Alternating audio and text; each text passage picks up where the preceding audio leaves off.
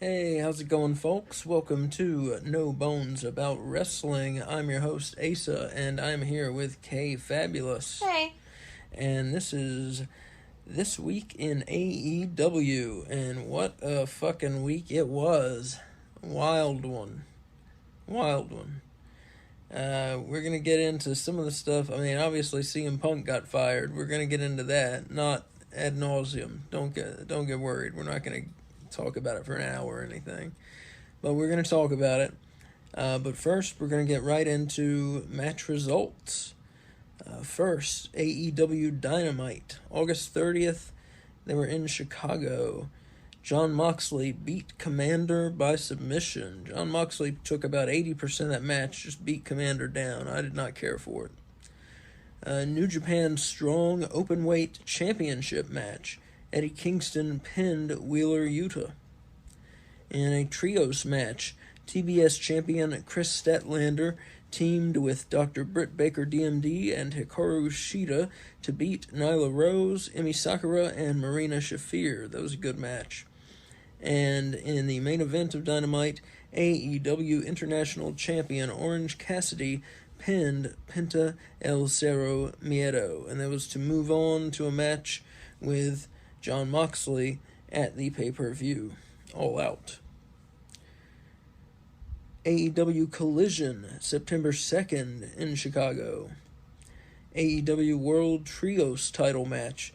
The Acclaimed and Daddy Ass beat Daddy Magic, Cool Hand Ange, and Daniel Garcia. They were accompanied by Jake Hager. In tag team action, Aussie Open beat Commander and Nick Wayne, accompanied by Alex Abrahantes.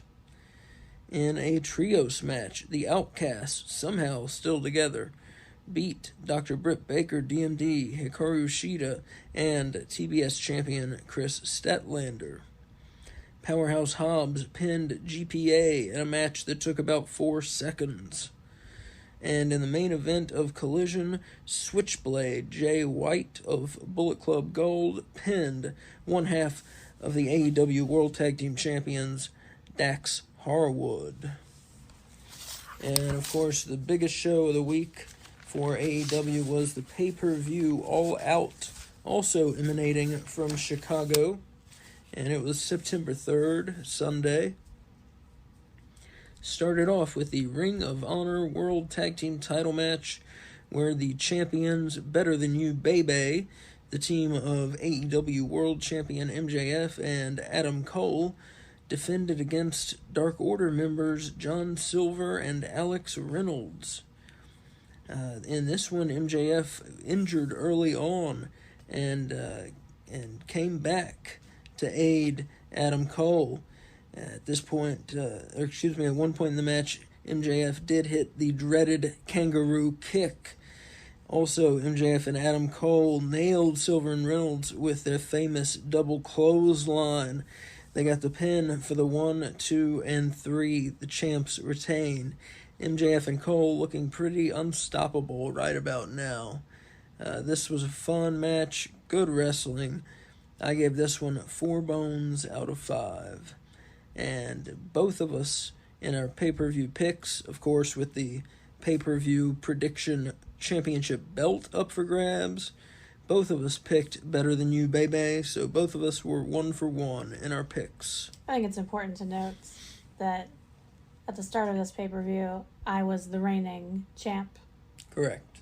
So it is my belts that is on the line. Correct. Here. So one fun thing from the match that I feel like is worth mentioning. Is it okay for me to go ahead and Yeah, of course. Okay, so at one point, MJF leads the crowd in a chant of sportsmanship. And then while they're chanting sportsmanship, he thumbs the eyes of Alex Reynolds. And I just love it. And you mentioned MJF's injury. It was an injury to the point where he was led to the back by the medical staff. And eventually he comes back out from the back. But Adam Cole taking on both men was both admirable and stupid. In the meantime, it was a foolish endeavor. But I feel like it didn't make Dark Order look very good. You know, like... Right, they won. They still won. Cole and MJF. Yeah. I mean, MJF came back in order for them to get to the win, but Adam Cole was doing pretty fine on his own, which makes Dark Order look weak. I didn't care for that.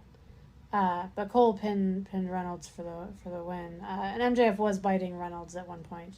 Enjoy biting in wrestling. You gotta get him. Yeah, any means necessary. I don't know if I agree with that, but okay. Any not so illegal means necessary.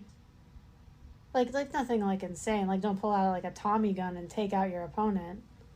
That's not wrestling. No, Biting, certainly not. Biting can be wrestling. Oh no, God. Up next, we had a Ring of Honor World Television title match. Really breaking out the Ring of Honor title matches here early on. The champion, Samoa Joe, defending against Shane Taylor. And many people thinking, why the fuck is this on my pay-per-view? Joe pretty much smacked Shane Taylor around, and Joe won by submission to the Coquina Clutch. This was a very average match. I gave it 2.5 bones out of 5. There was no reason for this to be on a pay-per-view. Kay, what do you have to say about it? I completely agree. I was not really one of those people that said, why the fuck's this on my pay-per-view? I like Samoa Joe a lot. I have seen several Shane Taylor matches. I like them all right. I thought that this was going to be a hard-hitting, big man versus big man match. It's kind of what I expected from Miro and Powerhouse Hobbs is what I also expected from this match, and it did not deliver. I really don't understand why this was on the pay-per-view. Yeah, I have no idea. I mean, good on Shane Taylor for getting on an AEW pay-per-view, but if you're going to put someone that the AEW audience, has no idea who he is on the pay-per-view, have him make some appearances in the lead-up. He didn't show up on AEW on television. He just showed up here. Yeah. Yeah, it makes no sense to me. What is the logic in that? I get not having build, but, not even introducing an opponent, especially an American opponent. For when they do not New Japan, what's it called? Forbidden Door. I can kind of get it because the dudes you're fighting aren't in the country, so they can't show up on your TV. Mm-hmm. But Shane Taylor was here. He can show up. Yeah, it makes no sense. What's he doing? Nothing. Yeah. He's doing Ring of Honor. Bring him here. Let him show up. Let us at least see his face besides in a video package. Mm-hmm. Do a promo, something. Yeah, and he didn't get a whole lot of offense in, didn't impress very much. Yeah. We did both pick Samoa Joe to win, so we both were 2 for 2 at this point. That is one benefit of having this match on the card, was it made a really easy match to predict. Mm-hmm. Up next, the TNT Championship Match. The champion, Luchasaurus, accompanied by Christian Cage, took on Darby Allin, who was accompanied by Nick Wayne. Darby got busted open in this one. He gave it his all. We've seen Darby fight against big men. We've seen him beat big men. We've seen him beat Brian Cage before. We've seen him beat... we've seen him beat Bishop Khan, haven't we? Yeah. And a tag match. So this one, though, Darby got hit with 2 tombstone pile drivers by Luchasaurus, and that got the pin and the 1, 2, 3 count. Luchasaurus wins and defends his TNT Championship. This one I gave 3 bones out of 5. A decent match. And back to the drawing board for Darby with his attack on big men. Both of us picked Luchasaurus to win, so both of us were 3 for 3 at this point on the pay-per-view. Kay, what do you have to say about this TNT Championship match? It was okay. It didn't really hold my attention. Mm-hmm. There was a moment when Luchasaurus was using the stairs on Darby's lower back and, basically stepping on top of the steel steps with Darby underneath him. Mm-hmm. And there were a few other sort of outside the ring moments that that helped pull my focus. But I expected more from this match than what we got. Darby's match when he's up against Big Ben are normally like frenzied almost, you know? Like I feel like he's a lot of action. Like a tornado of attacking, you know, like an attack tornado.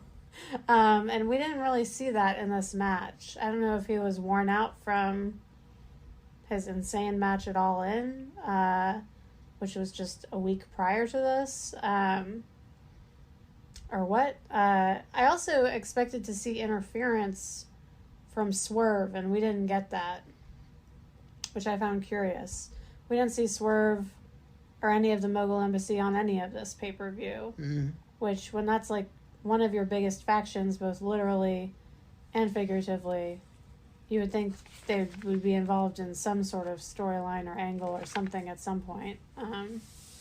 But they weren't.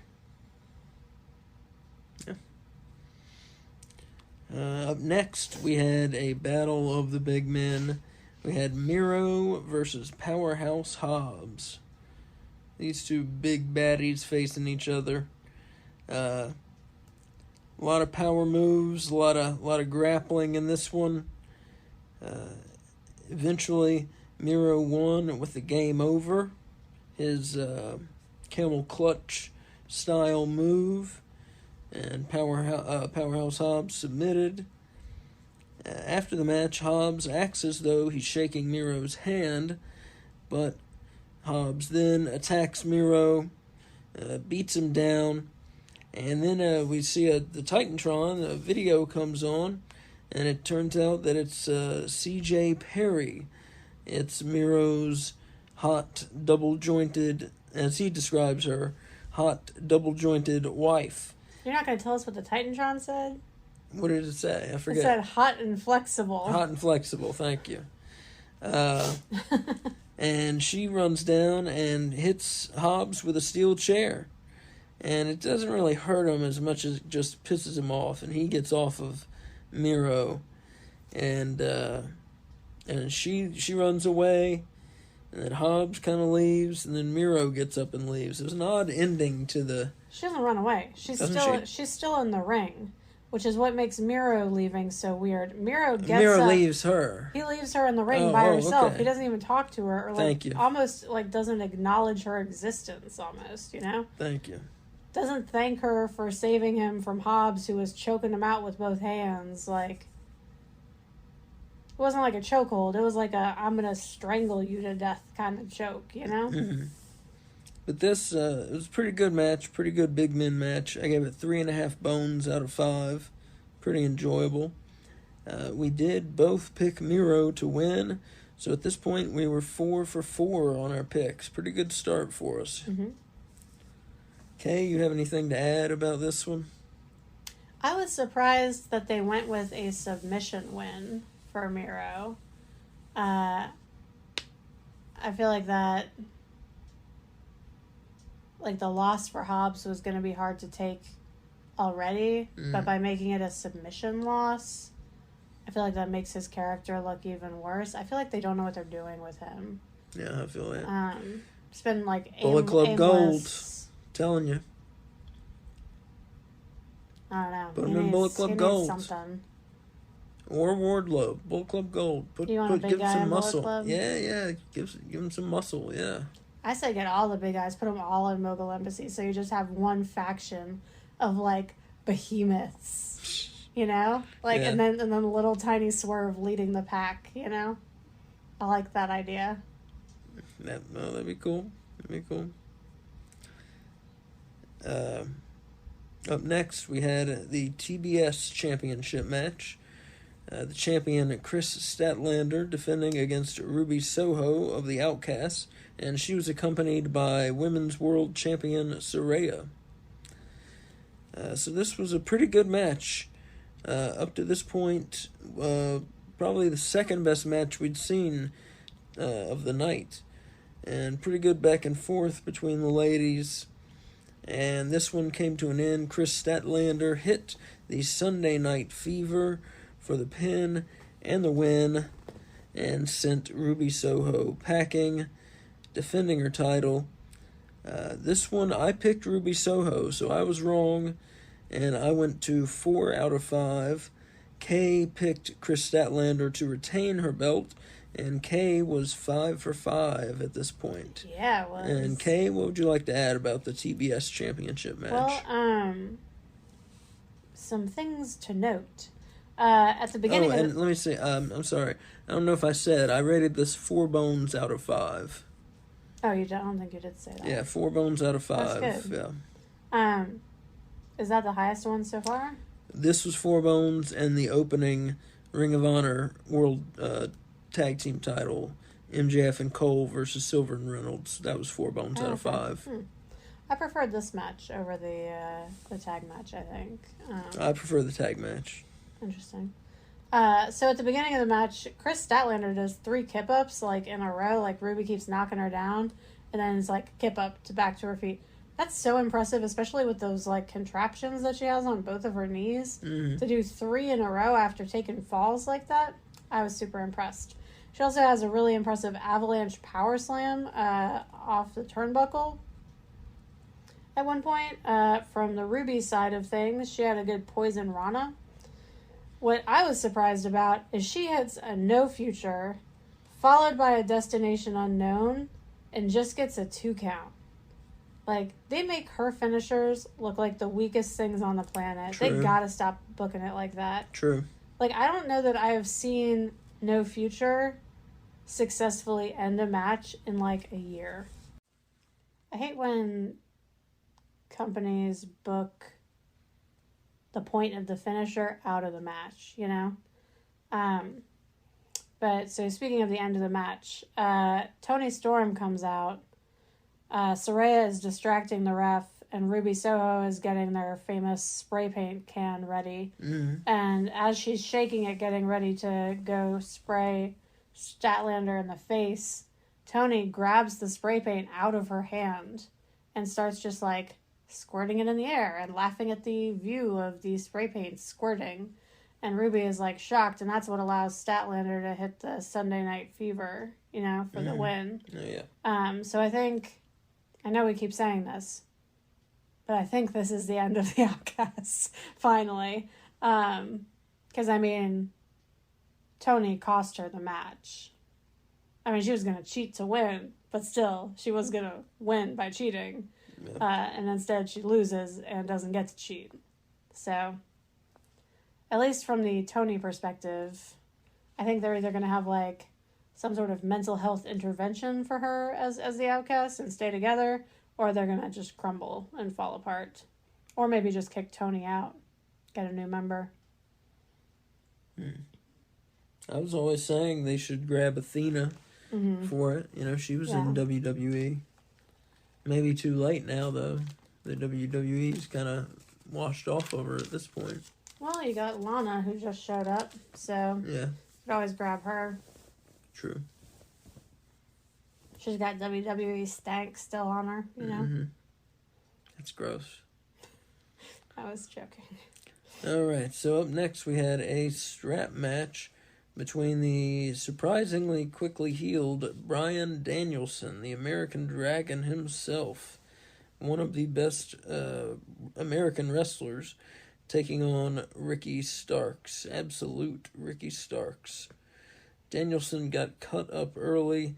Starks also was bleeding, blood everywhere. Big Bill was there and was interfering on behalf of Ricky Starks. Ricky Steamboat tried to get Big Bill off of Danielson. This was a brutal strap match. The men taking the strap to each other. They were strapping each other's faces at one point. Bryan Danielson won this one by knockout when he choked out Starks with the strap. He basically hanged him with the strap to win this match. One of the best strap matches, if not the best I've ever seen. 4.5 bones. Terrific match. Terrific return for Bryan Danielson. I picked Danielson to win, as did Kay. So at this point, I was 5 for 6 in my picks. Kay was 6 for 6 in her picks. Yeah. And Kay, what do you have to say about this awesome strap match? So it wasn't just a strap match because there was another belt that got involved. Ricky Starks at the beginning of the match went like behind by the timekeeper's table. Right. Oh, yeah. And he grabs a weight belt that looks kind of like the Cody Rhodes American Nightmare one, except it says Starks. It's just a weightlifting belt. Yeah. Well, it says like Starks in it, like embroidered on it. And he starts beating the crap out of Danielson with it. And that's actually how Danielson got split open, is he took the buckle part of the weight belt and wrapped it around his hand so that it was like prong out, I guess you would say. And then started punching Danielson in the face with it. It was brutal. This match was very hard-hitting. It was very gruesome. It was awesome. I thoroughly enjoyed it. Very good match. A lot of people calling it the match of the night. I'm not sure. It's one of the 2 or 3 best matches of the night. This was an awesome pay-per-view. Did those people not watch Omega versus Takeshita? No, that's true.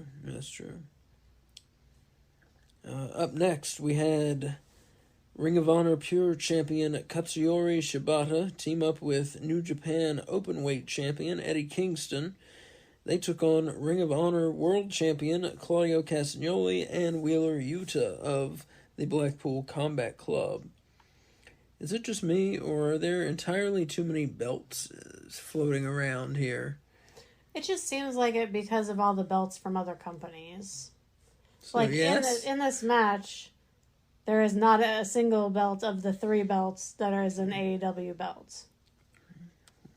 Are you counting belts here? 5, yep. 6, 7, 8. All right, so far, let's see. We've had 8 belts. 1, 2, 3, 4, 5, 6, 7, 8, 9, 10, 11, 12, 8 belts, 18 competitors. That's ridiculous. Well, they're champions from other companies. I understand what's going on. It's too Do much. you? It's too much. I don't think you do. It's too many belts. I disagree. It's too So many what are they belts. supposed to say? Hey, New Japan, get rid of one of your belts? It's too many belts. So anyway, we have this tag team match, and what notes do you have for the Shibata and Kingston? I don't have a ton for this match because I was like sucked into this match. Yeah. So Shibata and Yuta started things off. At first, when the tag is made and Eddie's in the ring and Yuta goes to make the tag to Claudio like runs away basically. Like he's afraid to face Eddie at first, which I thought was odd. Because with the Blackpool Combat Club, like machismo attitude about life, that seemed very out of character to me. So I thought it was worth noting. And then I wrote down the finish. Shibata had Wheeler in a choke on the outside. And Eddie gets uppercut by Claudio. He was holding on. Shibata was choking Wheeler to prevent Wheeler from breaking up the pin because he thought Eddie was going to pin Claudio, but Claudio hits him with an uppercut and gets the pin and the win. This is a really good match. Like I said, it really sucked me in. I am a huge Katsuyori Shibata fan. He's just so smooth, you know. His moves look so good. I wish we could see him more. And him and Wheeler, they had some great Pure Championship matches in Ring of Honor, and this was kind of a callback to that, like to the point where I kind of wished, I was like, can Kingston and Claudio just go away? Like, can we just make this a Wheeler and Shibata match? Not that the other 2 men are bad, but I just really enjoy watching the other 2 work together. What about you? Did you give a bone rating for this at all? Or Claudio and Wheeler Yuta get the win for the Blackpool Combat Club. 3.5 bones out of 5. Decent tag match. And neither of us picked this right. We both picked Shibata and Eddie Kingston to get the win. That's because we picked who should have won. So at this point, I was 5 for 7 in my picks, and this was Kay's first miss. She was 6 for 7 in her picks. Up next, we had what was the match of the night. I think that night I said was something else, but after reconsidering, this was the match of the night. Kay, what do you have to say about Kenny Omega versus Konosuke Takeshita? It was awesome. Yeah. It was awesome. Their styles blend so well together. Like, they're different enough that it kept it interesting, but they're similar enough where it felt like the flow to the match was never broken, you know? And Takeshita, of course, had Callis out there with him, and so we saw some interesting moments. Like, at one point, Callis stacks chairs on Kenny's rib, and Takeshita does a flip out of the ring and lands on them. I believe the Screwdriver made an appearance, didn't it? And Callis goes to stab Kenny in the head, and Kenny rolls out of the way, and the Screwdriver is left stuck in the ring because he stabbed it so hard. Kind of a scary, cool moment. Takeshita was dominating most of the match. Kenny did like a late timer comeback, which made me think like maybe I had picked this wrong, you know, because I had picked Takeshita to win.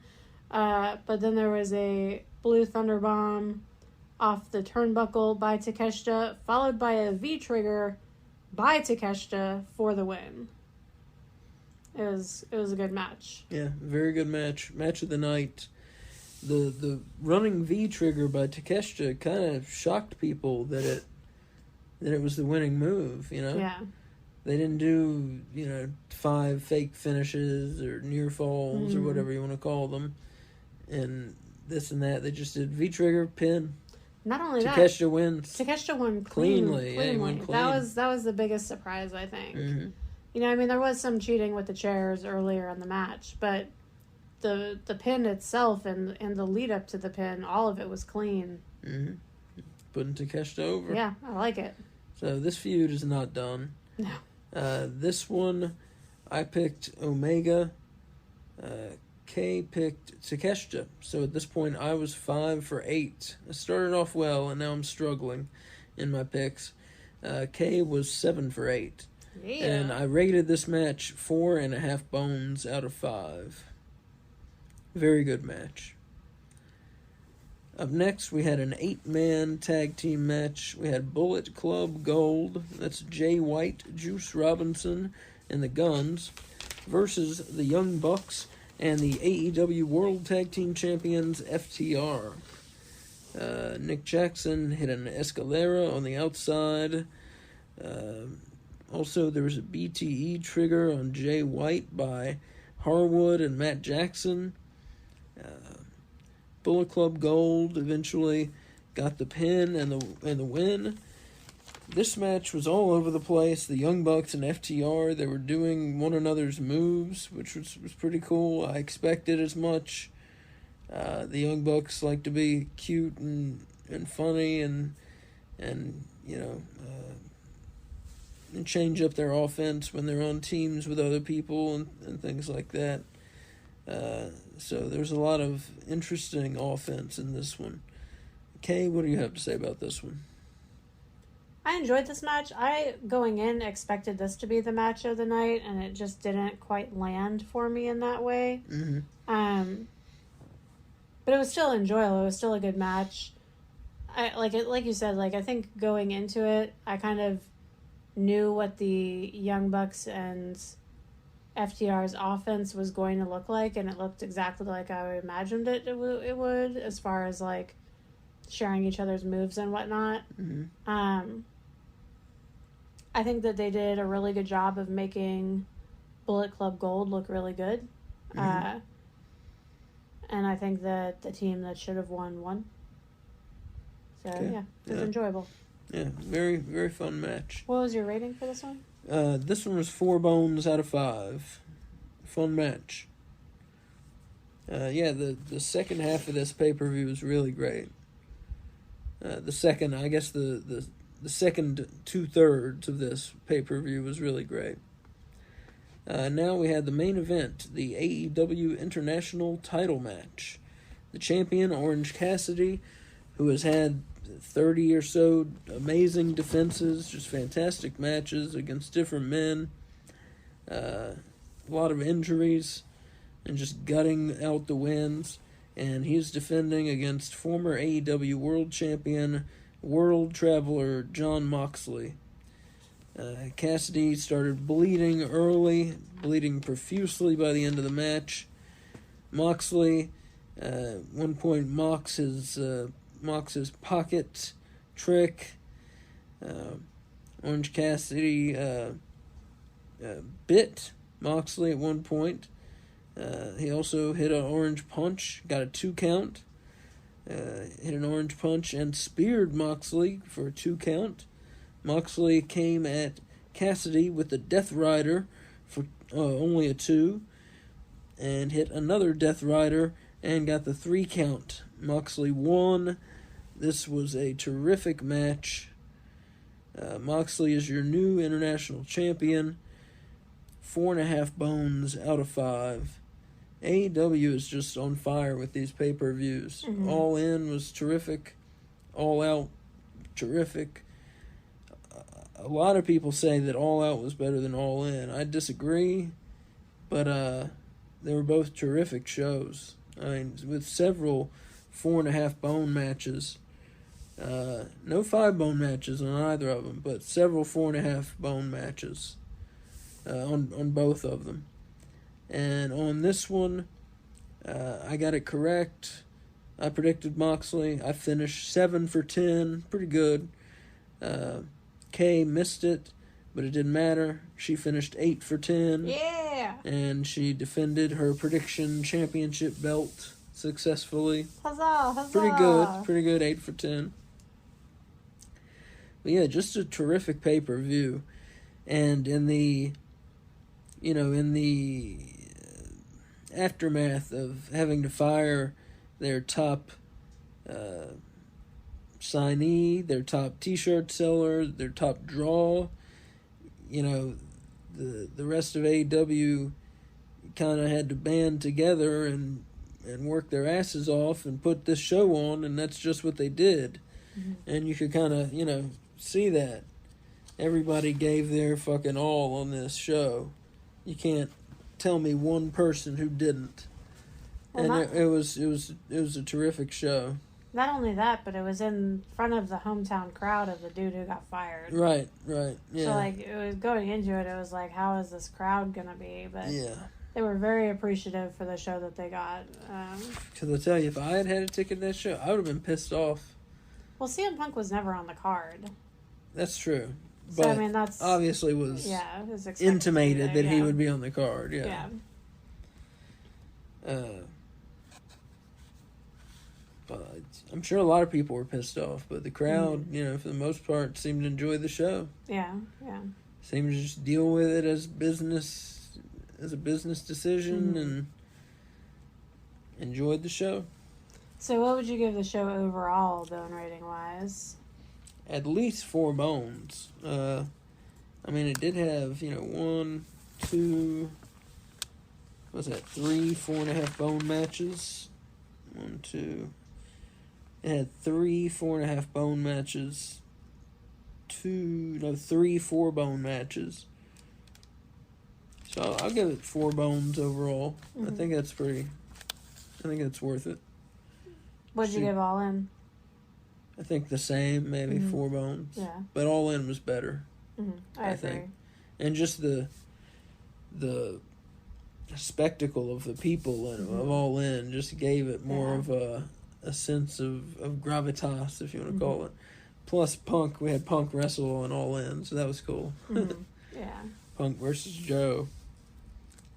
So, on to the news? On to the news. So, let me see my news articles. There you are, sir. Beep, beep, beep, beep, beep, beep, beep, beep, beep, beep, beep, beep, beep, beep, beep, beep, beep. Let me get them off the wire here. Beep, beep, beep, beep, beep, beep, beep, beep, beep, beep.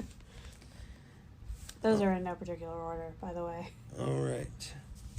So, first, in the news, CM Punk, Phil Brooks, fired with cause from AEW for assaulting Jungle Boy, Jack Perry, and lunging at Tony Khan. If the reports on the internet are true, these are the things that he did. Well, Tony Khan said in his statement that he was fearful for his life or something, wasn't he? Yeah. He felt threatened or something, so I mean... He could have been... He just... who knows why he said that. Yeah. But yeah, so CM Punk is gone. They had enough of his bullshit, and he's gone. So, like I've said about this already several times, I'm not going to talk about this very long because I've already said my piece. I said, hopefully, the guy gets mental health help, and I'm not trying to be funny. I'm not making a joke about that. He obviously needs some sort of help, and hopefully he gets it and can find some peace and stop seeing other people as enemies and stop, attacking people and things like that. And just chill out, really. And find some sort of sense of calm. And just realize that the whole world isn't out to get him. And, yeah. And hopefully he can take that with him and work somewhere. WWE, Impact, would be my first two guesses. New Japan, I'm sure he might be welcome there. I don't know his contacts, but it seems like he still wants to wrestle. He's still in the shape to wrestle, although I've been saying for months, it seems like he's injured the way he's been wrestling. It seems like there's something up with him. Just a number of things I've noticed with him, the way he lands on some top rope things, the way that he kind of has been taking falls a little gingerly, like not on his back, a little more on his side on certain things. Just I feel like he might have maybe a back injury. That's what I was thinking too, based on how it looks when he wrestles. Yeah, maybe some sort of back injury. But again, I'm just basing that on what I saw from him in the ring. But hopefully he can get healthy physically and mentally and move on and work somewhere. And that's about all I'm going to say about it. So, happy trails to CM Punk. Wish he could have stayed longer because, man, Punk, just imagine the things that we didn't get, Punk versus Danielson, Punk versus Moxley. I mean, just the list goes on and on. Punk versus MJF. Punk versus Omega. The list goes on and on. The things we should have gotten. Mm-hmm. And I don't think he'll be welcome back in AEW. It'll be a long time before he'll be welcome back there. I think that bridge is burned. Well, you never know. In wrestling, you never, ever know. That's true. You never know. All right, what else we got here? It's CJ Perry, TJ Perry. Oh, TJ, I'm sorry. TJ Perry appeared as Miro's wife. She is Miro's wife. And she appeared as Miro's wife in the storyline. She is not signed to a long-term AEW contract. I'm not sure what kind of contract she is signed to, but apparently she's not signed to a long-term contract. That was according to Tony Khan. According to Tony Khan. Will they sign her? Won't they? Who knows? She's very attractive. She's pretty funny. She's a good enough actress for wrestling. And, yeah, they should sign her. She's an asset, especially around Miro. They play off each other well. They should add her on, definitely. And she's a good enough wrestler, too. They should add her on for sure. Let's see. Jack Perry, the other part of that incident where he was talking shit to CM Punk through the camera lens. As I've said before, Jack Perry comes from the generation where you can talk shit to people, I guess, and you don't expect it's going to get answered with anything, Jack Perry has been suspended indefinitely. So, literally, who knows when he will come back. Good thing he's a heel, because when he does come back, he's going to get the shit boot out of him. You think so? Yeah, I think people blame him for Punk getting fired. Not necessarily rightly so, but I think a lot of people blame him.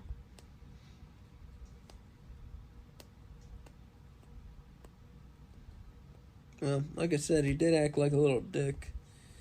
I mean, he should have expected Punk to get pissed off, you know. Mm-hmm. You know, as I said, you don't go on national television and speak to another man and tell him to cry me a river. You know, you're going to get confronted. Mm-hmm. This isn't, you know, it's... Some people don't play that shit, you know? Mm-hmm. And CM Punk, obviously not one of them. So... I got no problem with CM Punk kind of, you know, taking issue with him. But, obviously should have, you know, probably not put him in a chokehold and shit. But, who knows? Who knows what else Perry said to him? You never know. Some things people say they might need to be choked, you know? I don't know what the guy said to him. I don't know. I'd like to say that there's no cause for violence. What if the guy said something about his mama? He's a grown man. He can get over it. Mm. Sometimes. Anywho. So Perry, who knows when he'll be back? Mm-hmm. Sunny Kiss, her contract not renewed. So it seemed like she would be around for a while. Seemed like an AEW fixture. Mm-hmm. But as soon as Dark and Dark Elevation disappeared, apparently so did her wrestling career. She's been on Ring of Honor. Huh? She's been on Ring of Honor. Yeah, she's a member of the Trustbusters. Oh, right. And so she's been on Ring of Honor wrestling and tag matches. That's true. But she's not now. Correct. So she'll get picked up on the indies, I'm sure. And maybe we'll see her in Impact. I don't know. Has talent. Mm-hmm. It's just, you know, she's very different. And not everyone wants a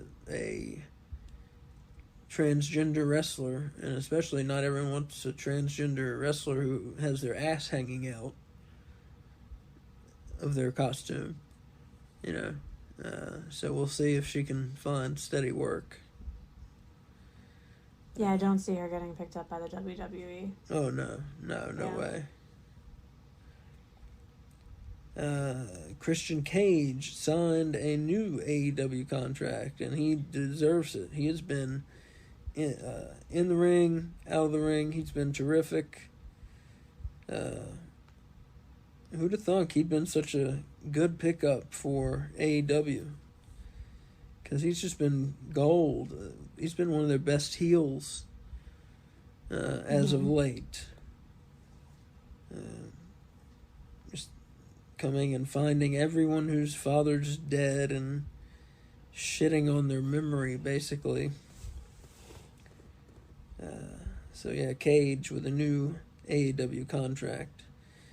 Also, so CM Punk is gone, so what does that mean? The Young Bucks made their Collision debut. They did a run-in to end the night. Who was wrestling? Do you have that? Who was it? Do you remember? On Collision? No. Well, they did a run-in to end Collision the other night. And then after the cameras went off the air, Matt Jackson kind of took a... Oh, it was Jackson and Jay White that were wrestling. FTR were wrestling. Yeah. And the Young Bucks kind of came in to make a save. And after cameras went off the air, Matt Jackson kind of took a victory lap around the ring, which some people construed as a victory lap over Punk, which you can take it however you want, you know. I mean, I'm sure they're glad he's gone. So, I don't know. I don't know what you want them to do. Not only because they had conflict, but I'm sure the company was a tense place to be with him there. Yeah. You know? Yeah, he's stepping on eggshells around this guy that you had to create a whole show for so you could keep part of the company away from him. Yeah. It was destined to fail. It was. Obviously. Yeah. It was just a matter of time. Mm-hmm. You know, I think we all knew it. Yeah. I mean, it was not. It was an untenable situation.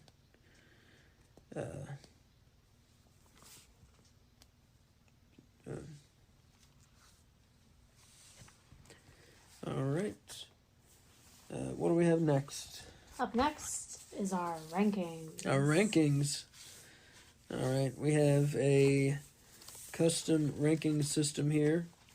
I make my rankings. Kay Fabulous makes her rankings, and we combine them. And those make the show's rankings. And it's a custom system. I would explain it, but you wouldn't understand. So... It's so complex. So we'll just tell you what the rankings are. Calculators out. Yeah, we'll just tell you what the rankings are. So first, let's do the men. We do the top 5 rankings each week of men, women, and then teams. And the teams include tag teams and trios teams. So let's do the men first. Number 5 this week, Miro. Unranked last week. Got a big win over Powerhouse Hobbs on the pay-per-view. His first win over a non-jobber since he's been back. True. Number 4, Bryan Danielson making his debut in the rankings. Got the big strap match win over Ricky Starks. So glad to have Bryan Danielson back. Number 3 in the rankings, moving up a spot from number 4 last week, the TNT champion Luchasaurus. And number 2 in the rankings, he was unranked last week. Your new international champion, Jon Moxley, won the belt from Orange Cassidy at the pay-per-view. And number 1, and he was number 1 last week, your world champion, MJF. I know I just need to get over it, but I don't love that Moxley is the new champion. I loved Orange Cassidy's reign, you know? Well, Moxley's going to take it all over the place and defend it everywhere, you know? It's going to be awesome.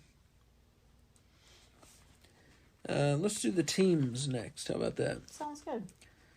All right, this is tag teams and trios teams. Men's tag teams and trios teams. Correct, yeah. Number 5, Aussie Open. Unranked last week. Number 4 last week, and staying at number 4, Dark Order, even after their pay-per-view loss to Better Than You, baby. Number 3 this week, falling a spot from number 2, the AEW World Tag Team Champions, FTR. Number 2 this week, up from number 3, the Ring of Honor World Tag Team Champions, Better Than You, baby. MJF and Adam Cole. And number 1 in our tag team and trios rankings, number 1 last week, the Acclaimed and Daddy Ass. Just unbeatable team. They've been on quite a roll. Mm-hmm. Got brand new fancy looking belts. Yeah, they've only lost scissor. In their history. They've only lost one match, and it was to the House of Black. You know. Mm-hmm. All right, and the women now we'll finish it up with. Number 5, down 1 spot from last week, former women's champion Hikaru Shida. Number 4, up a spot from last week, Willow and Nightingale. Number 3, a member of the Outcasts, making her debut on the list, Ruby Soho. Number 2 last week, sticking at number 2, the TNT champion, the TBS champion, Chris Statlander. And number 1 last week, stays there this week, the AEW World Champion, Saraya of the Outcasts. Women's World Champion. And those are your AEW rankings. AEW rankings. Okay. Well, folks. What have we got next, Kay? That's a wrap. That's it. That's a wrap. That's the end of the show? End of the show. I'm gonna cry. It's okay, because they can tune in on Saturday to hear WWE Weekly. Yep. And then next Tuesday for a new episode of This Week in AEW. In the meantime, they can catch us on Last Week in Wrestling's YouTube channel on Wednesday for a Dynamite watch-along, or on Friday for a SmackDown watch-along. And Saturday for a Collision watch-along. Once, no. Oh, maybe. But Saturday we have a big thing happening. Yes, do you want to tell me about the big thing? Saturday on our YouTube channel, No Bones About Wrestling, which you should check out. We have stuff on there, on the YouTube channel. We are hosting a watch-along of WCW Halloween Havoc 94. And why Halloween Havoc? Because it's spooky season, folks. It's September. We're in it. It's now. September, October. These are the times. There are dead leaves on the ground. I've seen them myself. It's spooky season. I know it's still fucking 90 degrees, but it's spooky season indoors, okay? Mm-hmm. You can keep it as cold as you want indoors. So light your pumpkin spice candles and join us at 4:30. Yes, 4:30, Saturday. Join us, and then we're going to wait a couple minutes, wait for everybody to get here. And then we're all going to press play. We're going to watch it on Peacock. It's on Peacock on the WWE Network. And then we're going to have a countdown. And around 4:40 p.m., all press play so we can all be watching it at the same time. And we're going to do a watch-along. It's going to be me, Kay Fabulous, Dylan from This Week in Wrestling. From Last Week in Wrestling is going to be here. We're going to have some other guests, too. We're going to be in costumes. It's going to be a great time.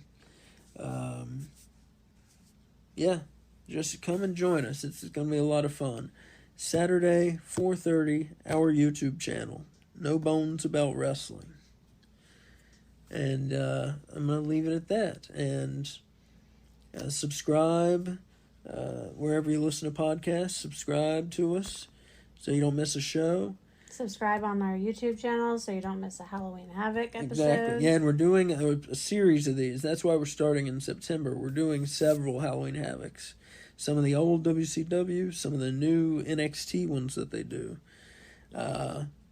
And also make sure to rate our show. Give us 5 bones, 10 pumpkins, 5 stars, whatever the highest rating they'll let you give us. Give us the highest rating, please. 17 rainbows. Yeah.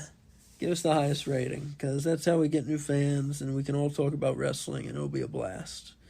So, folks, thanks for listening, and as Mick Foley would say, have a nice day. Bye.